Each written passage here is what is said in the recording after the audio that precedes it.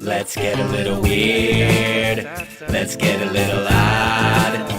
Those sounds you like to hear. We got it going on. It's the Oddcast. It's the Oddcast. It's the Oddcast. It's the Oddcast. Hey folks, how you doing? Welcome back to another episode of the Oddcast, where we talk about people who are turning their passion into profession and subsequently their passion into paychecks. I'm here with David and Joel of Apex Wild Seafood in San Diego, California. David, Joel, how are you guys doing? Doing quite well, thank you. Thanks for having us. Awesome to have you on. It's a beautiful day in San Diego. So Apex Wild Seafood is pretty darn awesome. Obviously the dock-to-table concept is, one of the first things we want to run through. Tell us about, just in general, a 20,000-foot summary of what Apex Wild Seafood is and what you guys do and what you guys provide. Well, we started out as mainly a lobster company, and we specialize in live seafood and high-end seafood. We do a lot of export, mostly to the Asian countries. We also distribute throughout the U.S. and here locally in San Diego and California. Mm-hmm. Cool. And how did this all? What's the inception? I know that's another open-ended question. Yeah. I know you guys started in 2015, but now we're here in 2019. What's the inception of Apex Wild Seafood? Well, as you said, we started in 2015. Prior to that, I was in the restaurant business for a while, so I always had a passion for food and seafood in general. One of my hobbies for many years was also reef aquariums, so I kind of took that into the seafood realm and now deal with live seafood. I have basically a bigger scale of what my smaller tank was for my hobby, and now I'm turning my hobby into a profession here, selling live seafood. That's awesome. So, it almost sounds like a combination of things that you had done in the past, kind of all playing into this kind of vision. Yep, passion for food and seafood, and getting good local product straight to people's tables here locally. Yeah, and you guys get stuff locally from everywhere, from San Diego to Santa Barbara. I know that, and so that's awesome that everything's that. A lot of the stuff, I should say, is local. I guess take us through the dock to table concept. I'll let Joel take that one. So we consider ourselves purveyors of live, local, sustainable seafood, and basically the farm to table concept, where you're taking care of your produce, you're taking care of whatever animal it is, you're putting your passion into it, examining it, making sure everything's perfect, and then handing that over to a very experienced seasoned chef who will do the same thing and then put it on your table. So that whole concept, we just translated that over from taking product out of the ocean, putting the same care into it, handing it over to 3-star Michelin rated chefs, and then presenting it to people on their table. Interesting. That's really cool. So basically, the goal is not only to provide a high-end product, but to provide that high-end product to high-end chefs who are going to prepare it in a high-end manner. Yep, and also get our local products out here into the local market and have people be able to see that we have wonderful product right here off of our own coast. Yeah, I wanted to jump into that later because I read on a couple news articles on your guys' website that were pretty interesting in regards to that, and the spiny lobsters. But I guess the next general question I would love to ask is, where did the name come from? Where did Apex Wild Seafood come from? Obviously, the wild seafood part is inherently obvious. Well, I wanted wild to be a part of the name because we specifically deal with live product. I don't really have a passion or a desire to do much farm-raised stuff. I prefer to deal with just wild stuff.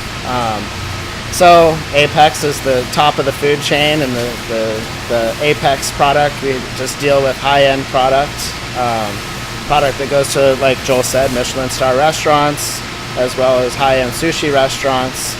So we deal with more of high-end product. That's awesome. It must be interesting. It's such a different market and must be different margins that you have to calculate in regards to the marketing standpoint. and the back end stuff of working in a high end product market versus like a low end, purely kind of volume oriented, getting into the big chain, whether it's seafood or anything else. You know? It must be kind of a whole different ball game of how you even approach what you're doing. That's interesting. I guess, one of the things I think that people would naturally ask seeing this would be, do any of you guys have a background in fishing? As a whole, I know you said you did tank work, and you did, seafood restaurants, but do you guys either have, fishing backgrounds? I do have a couple of guys that work with us that do have fishing backgrounds. Joel also has a commercial fishing background, and he's also a chef and has high-end restaurant experience. Yeah. You want to tell him more about your experience?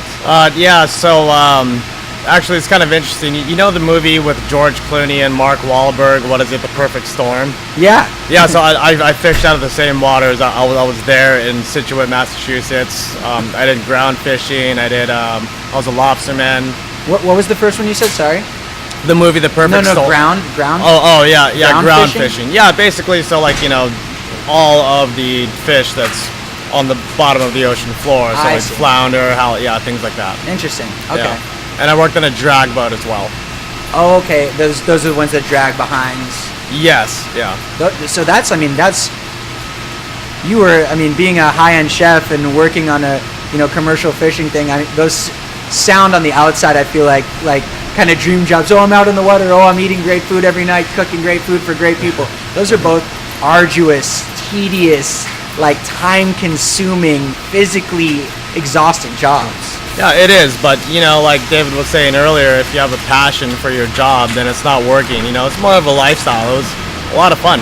Yeah, exactly. No, that's cool. That's definitely, that's probably translated. I'm sure you guys have had to spend long nights here, late hours here. So. Oh yeah. Yeah, I can only imagine.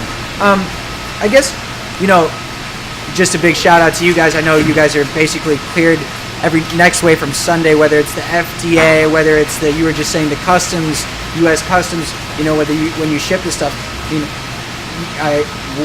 How crazy is the process of dealing with all of that? It is necessary, in my opinion, especially with dealing with live seafood. And I think that probably does weed out the people who aren't really about it. There's a lot of regulation involved with just food in general.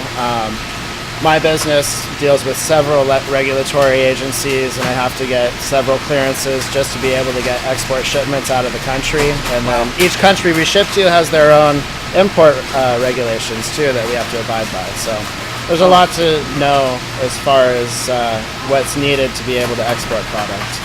Yeah, that must be hectic. And you were saying you do most of that on that end. So yeah, I developed our own HACCP plans, wrote all of them.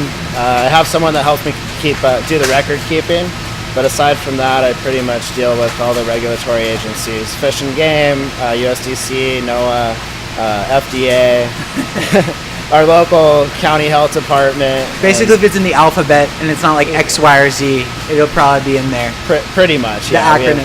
We have certifications and through every agency you can imagine when it comes to food. That must be.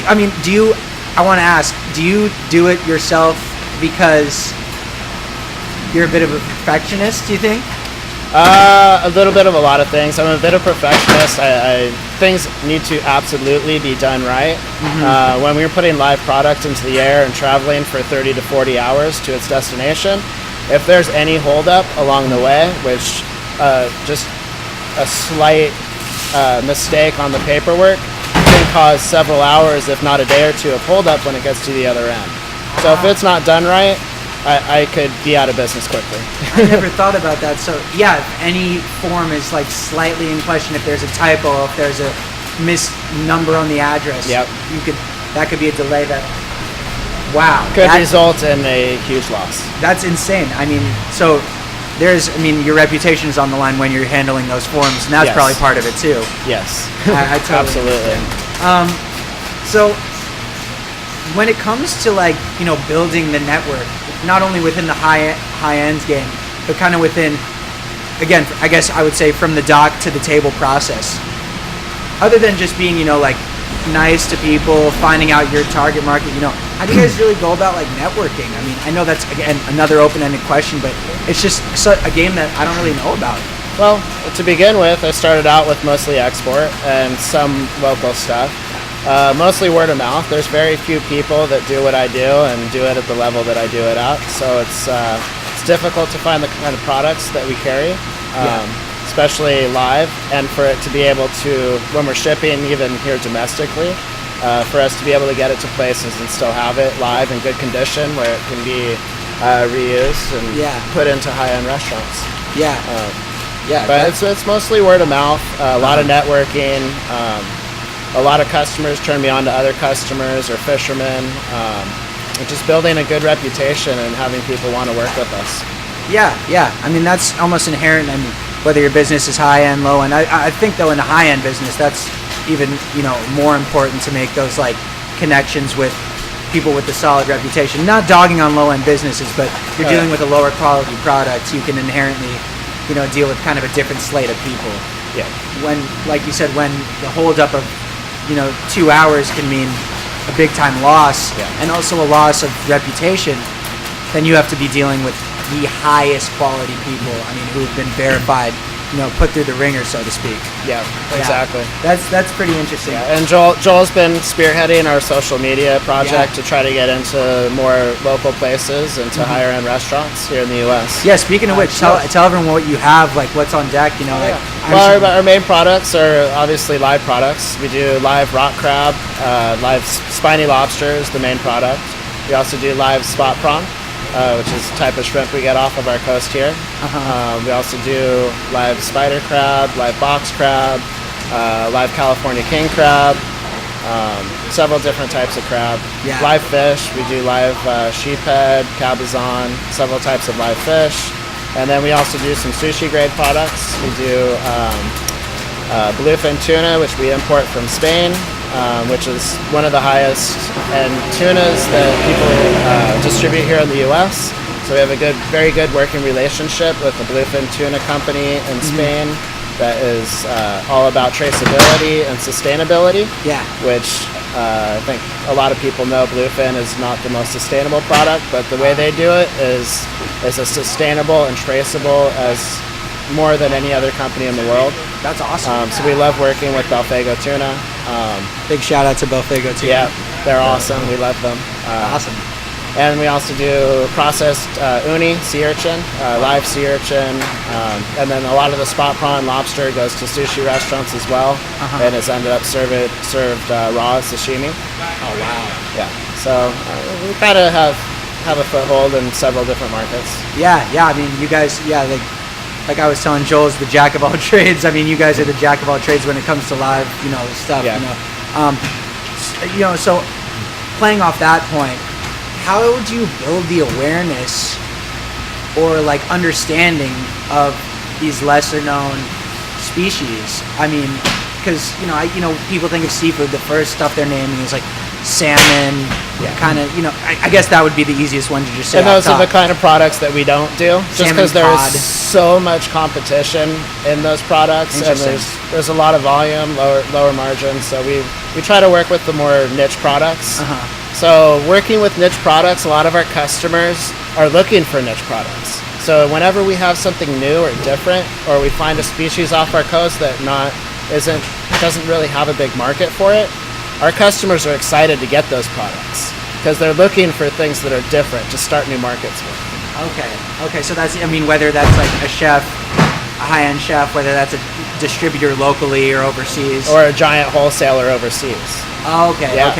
Everything from small Michelin star restaurants or smaller high-end restaurants all the way up to huge wholesalers that buy tons and tons of product. Interesting. So it's basically like you said again with these lesser known species, it's the word of mouth type of deal. Try it once and you probably get hooked. If they try it and they like it and it's something that people think is marketable, then we try to run with it. Okay, yeah. That's how we build our niche. Interesting. What's your furthest away customer? Well, Asia. Asia. Yeah. Several Asian countries. That's and farthest they go. that's cool. That's really Which is cool. pretty far. I don't know that's if we can super get any. far. I don't know if we can get any farther than that. No, that's incredible. Yeah. How is it working with international clients versus working with local, whether it be locally domestic or domestic clients across the U.S.?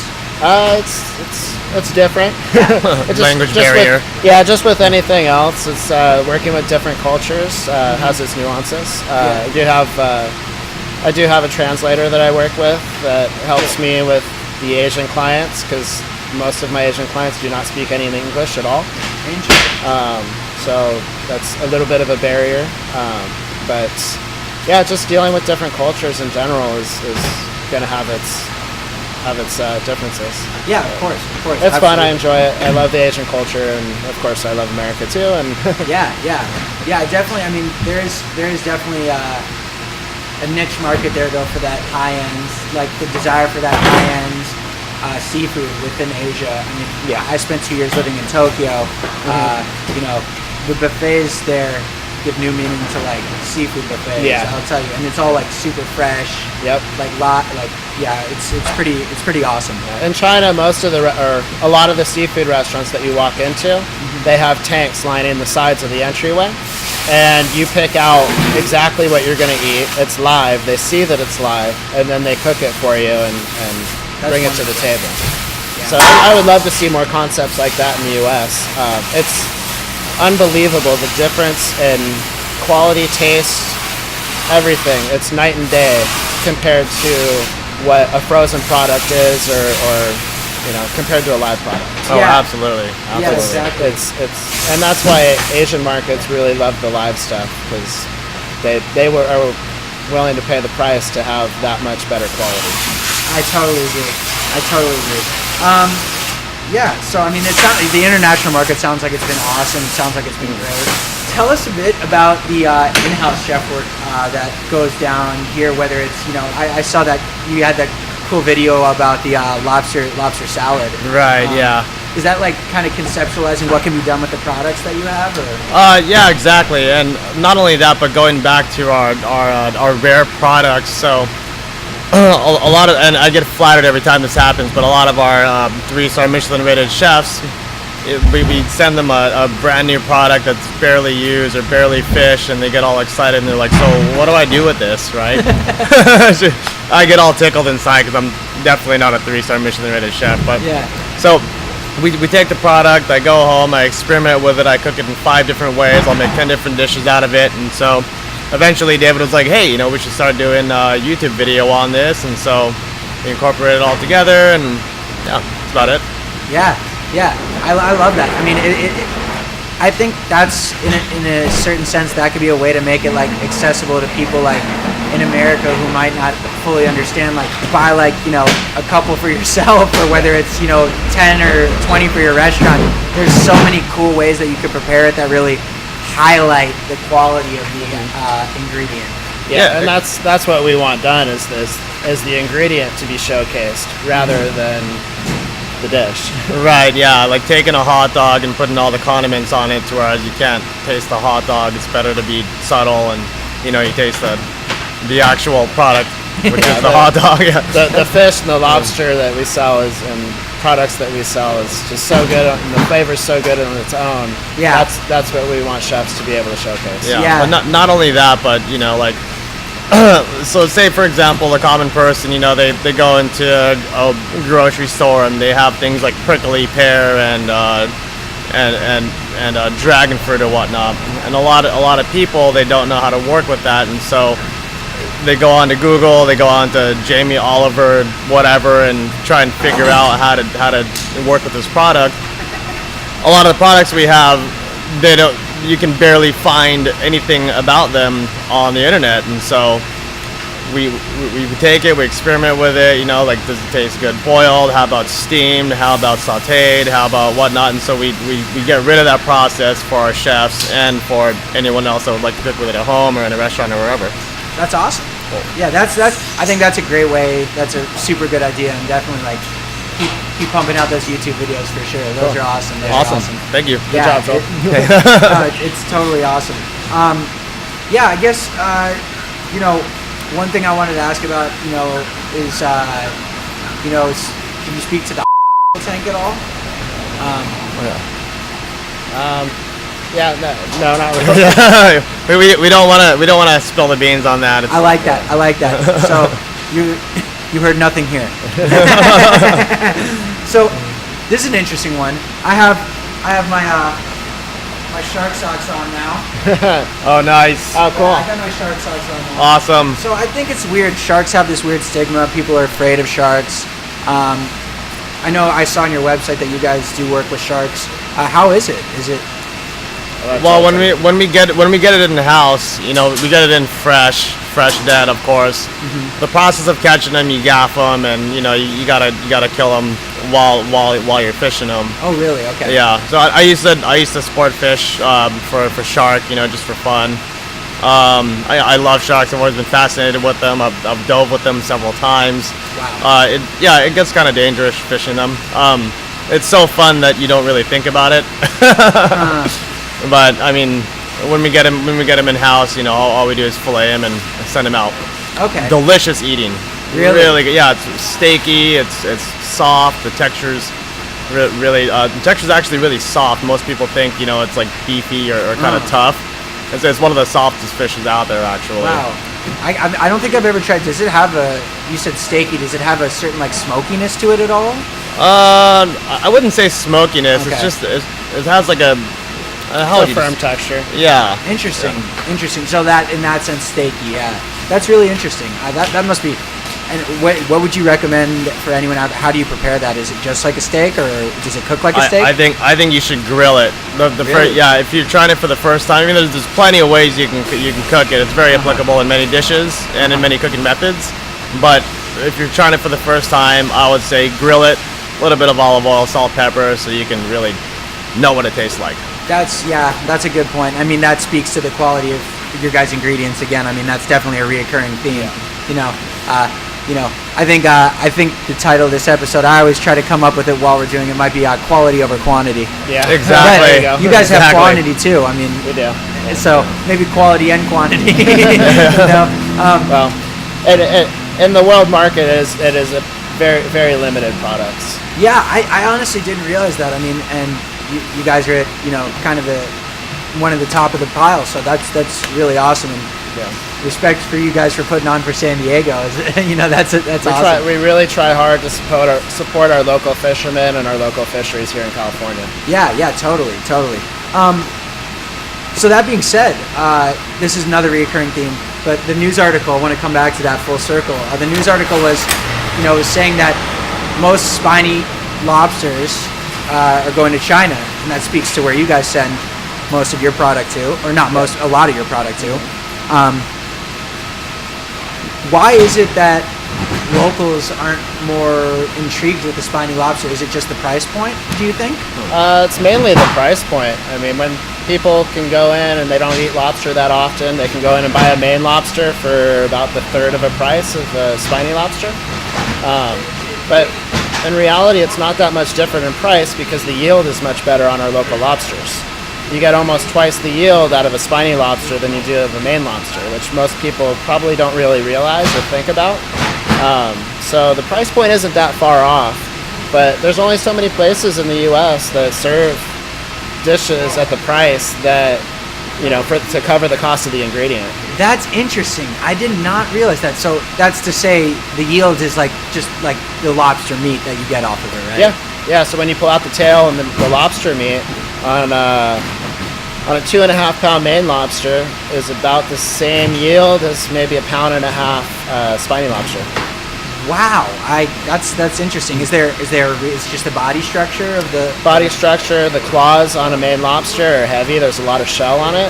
Also, the meat in a spiny lobster goes all the way into the carapace or the head of the lobster, whereas in Maine lobsters, the head is mostly empty. Oh, I don't think I've ever tasted a lobster head. How is it? Good. Yeah. That's awesome. If you take a look at the Maine lobsters, main line of defense is going to be their claws. Like when you dive for them on the East Coast, they're just kind of scurry about. They're not very quick. These guys, as you saw earlier, they're very powerful. They swim, and their main line of defense is their tail. And so their anatomical structure, they have a lot of muscle that carries into the carapace to support their large tail. Wow, so the head supports the tail? Well, it's meat that goes into the carapace, close to the head. See. The muscle goes into the head. Similar, Yeah. like almost like the neck, backbone kind of area, or whatever. Exactly. Wow. Yeah, to whereas like Maine lobsters, they don't swim. They don't swim like these guys do. That's and so there's less muscle, Less tail meat. That's super cool. I had no idea. Yeah. I had no idea. Yeah, and the Asians, they want live products. They know the difference in quality between cooking a live product and cooking something that's either fresh or frozen. Yeah, totally. I mean, and I think that plays into the point of what you said. I mean, of just walking into like a pretty nice restaurant out there, and you're gonna pick what you eat, Yeah, and it's your choice basically from the time you walk in to the second that it's on your plate. So that's pretty cool. So I guess like we have talked about this, but where are some of the local restaurants where people can taste your product, and how large is the market specifically in San Diego for you guys and in Southern California? we sell throughout Southern California, San Diego, Orange County, and LA, and we have some product that goes up to San Francisco and Sacramento and to Central and Northern California. We also distribute throughout the U.S., several states throughout the U.S., and through other distributors and on our own. San Diego has a decent market. We sell to several restaurants. We also have a lot of distribution in the Asian markets. The best place to find live product is going to be the Asian grocery stores, really, because they have it on display in live tanks, and you can buy it by the pound straight out of the tanks. Wow. As far as restaurants, a lot of the higher end seafood restaurants like George's or Juniper and Ivy or Point Loma Seafoods has local seafood. Mitch's, Fish Market, Seaside Market's another great market that has a lot of good local products. Yeah. Fresh fish and live products sometimes. Awesome. Yeah. Shout out to all those places. Yeah. I know like a few of those for sure. I mean, being a San Diegan at this point, definitely. I love all those places. So that's awesome. So if you're out there, definitely head out there and try some of the great fresh product they have there. That's awesome. So that being said, being a San Diego company, this is something I've interviewed a lot of San Diego people, San Diego companies, and there's a vibe down here. And Joel and I were talking about this on the phone where he said, it's like the 8th biggest city or the 9th biggest city in the U.S., but it truly doesn't feel like that. And I mean that in the best sense of the word. It has the resources of a big city in that you can get a lot of stuff here, whether it's different cultural aspects, different neighborhoods, different income levels. But it also has that local feel, Yes. where people truly do garner true connections that feel like a small town vibe. Can you speak to that as the influence on kind of your company and just you as individuals, or however you want to take that? Well, I love San Diego. I grew up here. I've been here since elementary school, and does have a small town feel. We have lots of small communities that make up San Diego as a whole, which kind of gives it that small town feel, because each community is somewhat of a small town, which builds the larger county of its own. I love the laid-back feel and the beachiness and beach community and surfer feel of San Diego. I don't know, Joel? Yeah, absolutely. I'm born and raised here too. Born at UCSD and left here for 1 year and raced back here because I love it here. I think everyone here, they're just so friendly, like you said, laid back, and the sun's always out, and so we're always out doing different activities like surfing, rock climbing, yoga, everything, right? And so when we do that and it's sunny out and we're already friendly, we all talk, and then we all talk about business, and then we just have a great community because of that. Everyone is always socializing. Everyone is always outside of the house. Yeah. I've definitely also noticed. I mean, there was kind of a vibe when I was in college that I thought of not being able to start your own business here because there wasn't that like market or whatever. But when I thought about that truly, the fact that there isn't a perceived market almost means that there's an opening. Yeah. So, I mean, where people see that as a negative, I took that as a positive. And now I'm seeing so many like cool startup businesses, cool established businesses like you folks that are like operating in San Diego, but have not only a reach in San Diego, not only a reach in California, not only a reach in the United States, but a reach overseas. I mean, and you know, it's pretty cool. Like I was saying, it's big ups to you guys for repping San Diego, but there's something about it.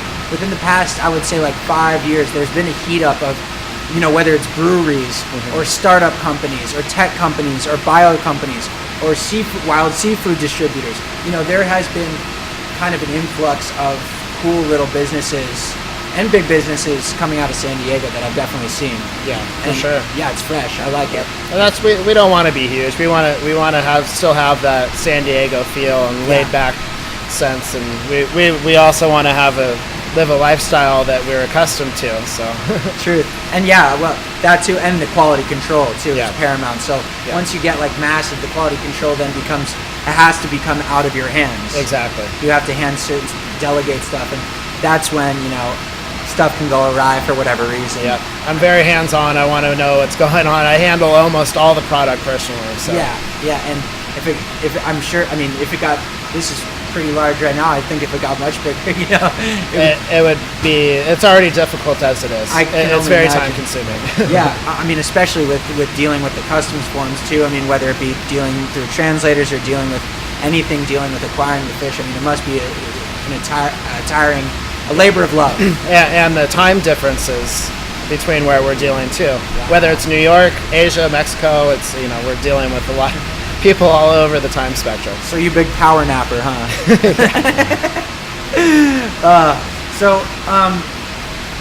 I guess we do. I was gonna say, like, do you guys simply go down to the docks and get the stuff? I mean, I'm sure it's totally different than that at this point, of where you're established within the game. You get referrals from people that have done good business with you. At any point, was there a point where you were like going down and meeting people at like docks and being like, "Hey, what's the catch today?" or something like that? Somewhat. Yeah, I mean, we've built a good following. We've gained our respect throughout the community here. So that's awesome. Yeah. Going back to the whole small town feel too. You know, like two San Diego kids that grew up here. We basically knew all the fishermen already anyway. I totally see what you mean. Yeah, so it's inherently built in. I mean, that must help tons. Just being local, guys. Most of my competitors are not local necessarily. They came in from either out of country or mostly out of country to come here and exploit what we have. That's interesting. So we're one of the only ones that really truly try to support our local fishermen and our local fisheries, rather than coming out to exploit the products that we have to profit off of it in other areas. Yeah, that's like the locally grown politician versus the traveling family politician who's been in the game forever and is finding a district that they can exploit versus the person who cares about the district. Yeah, exactly. Yeah, exactly. Well put. Yeah. I mean, not that I'm big upping any politicians at this point, but you know, that's the swiftest comparison I could come up with. Yeah. So here's I want to ask another specific fish question, just because I feel like that's kind of fun. So you guys were recently talking about the deep sea spot prawns that you had. I believe that was the recent post on Instagram. What's the difference from anyone from a newbie to someone who's sophisticated in the game? What's the difference from a deep sea spot prawn to just the run-of-the-mill shrimp, you know, that I get with the cocktail sauce around the ring at Costco? That's kind of the difference of, like, you know, what's the difference between bluefin tuna and skipjack or albacore, which is also a great tuna, but you know, the bluefin tuna is much higher level on the market and gets served at very high-end restaurants, as opposed to skipjack, which is not.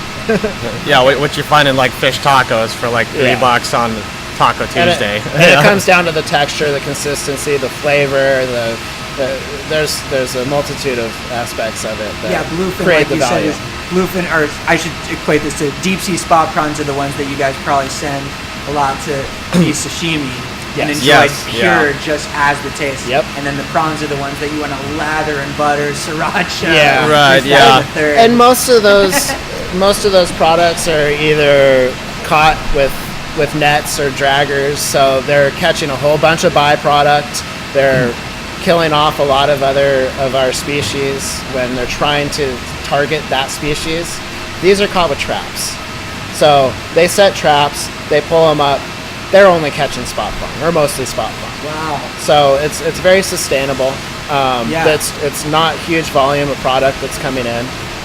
So there's a difference in the way that it's caught and the way it's brought in and the way that we hold it and distribute it, as Yeah. opposed to the stuff that's caught down in Mexico or up north. They have big nets, they drag, they catch everything that gets caught in their net. They throw out everything except for the shrimp, then they take the shrimp and freeze it. So it's just a completely different product. Well, I mean, Yeah. there's, I mean, I guess I would, you know what I would equate that to? I mean, that's catching a spot prawn versus just putting a net out there. You're actually kind of engaging in an art form in a way. I mean, Oh yeah, it really is fishing. yeah, being, I mean, whether you can say, I mean, definitely sustainably wise, it's an art form, but also just like you said, it's fishing.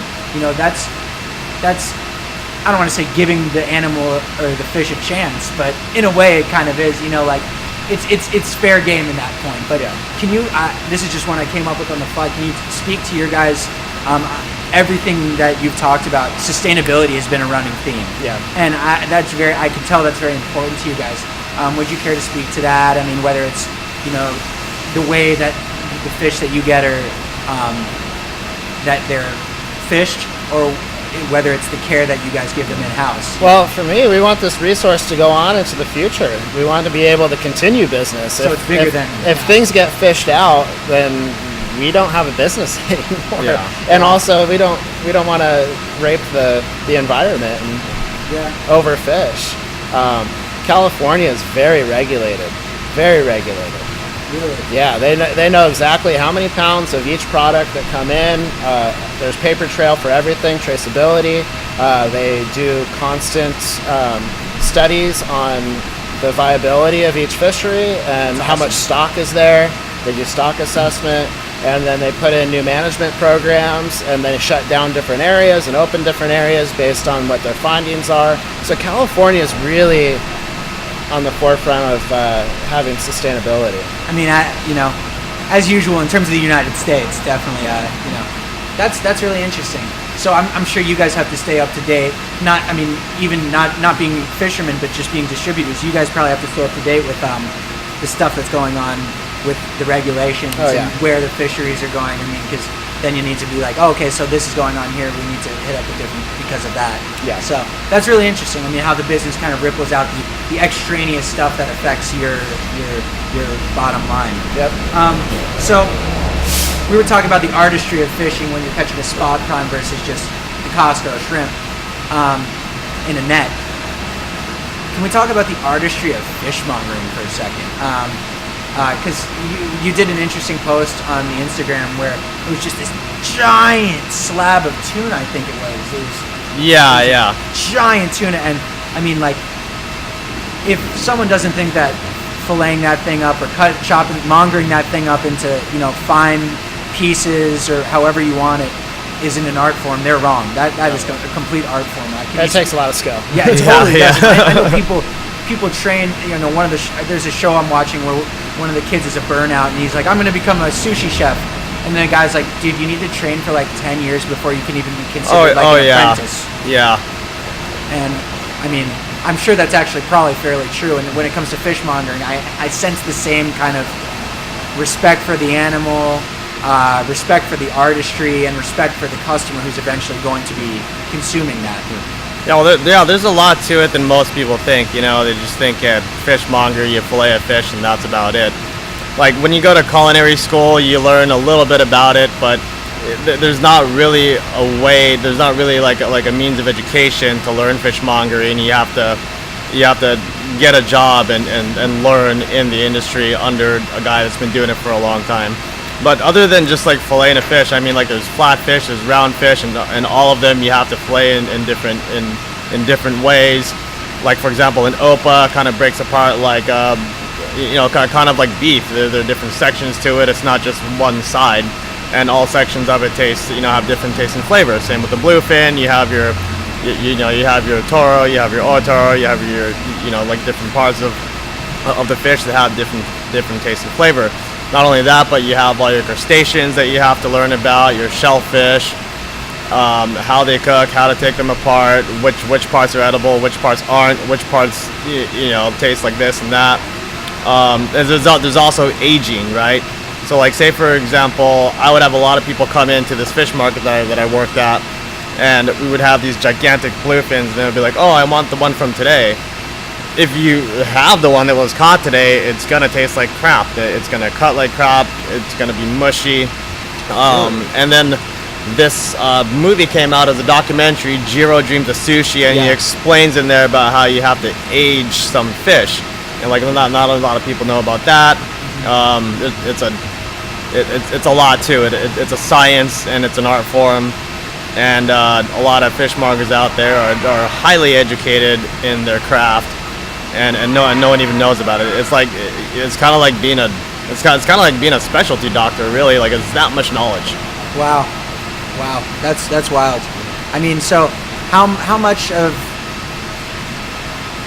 I'm trying to bridge that to what you guys do. I mean, how much of that do you guys have to take into consideration? With your product, whether it's I know that's basically just inherently we want to have the highest quality product. Still, that still applies. But I mean, does that take into account like getting a certain size of things or a certain type of fish? Does the mongering aspect play into that at all? For mongering, yeah, but for us, we don't deal with the whole entire ocean, so it's a little less. And live product comes in live and goes out live, so we're not really breaking it down. But like the tunas, it does. We really have to. You really have to know what you're doing when it comes to fish. Yeah. So I mean, even like when it comes, I say that to say like when you're like choosing the fish that you get, you probably have to be able to analyze and be like, okay, I can see this being worked with effectively. Yeah, we have to be able to grade the fish and buy certain quality when it comes in. Okay. We definitely turn away fish that is not to our spec. Okay. I totally understand. That's interesting. I guess that's. Is there anything else that you guys wanted to bring up or talk about in regards to what you do? Anything that we've been running about 40 minutes. It's been an awesome interview. Really appreciate your guys' time. But yeah, the floor is definitely your guys. If there's anything you wanted to plug or talk about, any future plans, any stuff going on. I'd just love for people to know that there's more seafood out there than what you see at the regular Ralph's or Vaughn's grocery stores. Yeah. Go in a grocery store, you see salmon, tuna, halibut, and maybe some sea bass. Yeah. There's hundreds of species of fish out there that, there's just so many options and so many choices when it comes to seafood. When you're thinking about beef or pork or chicken, you only have a couple of options. There's not that much variety. Yeah. So if people that are looking to get variety on their plates, seafood is something that I really want to put out there and have people try different types of seafoods. Oh yeah, absolutely. Not only that too, but it kind of lies in with the sustainability thing too. You're just eating salmon, you're just eating tuna, and there's a big population problem with that. Like especially with tunas. So eat a variety. There's a lot out there. You don't just have to kill all the tunas. Yeah, and yeah, exactly. It seems to be almost like it's the lack of variety in people's diet, whether it's just eating salmon or tuna, almost comes from I don't mean to throw out an insult. It's kind of lazy because the stuff is out there. Oh yeah, you can get it. It's readily available. There are people who are doing it, like you guys. So that's right. It's definitely. So I mean, sustainability, quality, and quantity, but quality over quantity always for you guys. And like I think a variety of like interesting and relatively unknown products is definitely like a lot of the stuff that defines what you guys do, and working with good people who share a like-minded vision, definitely. And those are things that are inherently going to be great for any business. So David, Joel, I appreciate your guys' time. Apex Wild Seafood, thank you guys for tuning in to another episode of the ODDCAST, where we talk about people who are turning their passion into profession and subsequently turning that passion into paychecks. Thank you so much for your time, everyone. Have a wonderful day. Let's get a little weird. Let's get a little odd. Those sounds you like to hear. We got it going on. It's the ODDCAST. It's the ODDCAST. It's the ODDCAST. It's the ODDCAST.